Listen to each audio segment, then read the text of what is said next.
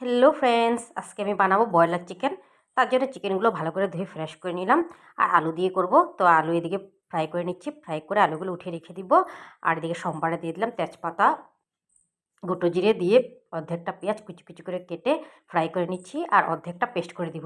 তো এদিকে দেখো পেঁয়াজ, আদা, কাঁচা লঙ্কা, গোলমরিচ, গোটা জিরে এগুলো সব পেস্ট করে দিচ্ছি। আর একটু গুঁড়ো লঙ্কা, একটু ধনে গুঁড়ো দিয়ে দিলাম। দিলে ভালো করে নাড়াচাড়া করে তারপরে চিকেনগুলো দিয়ে দিলাম।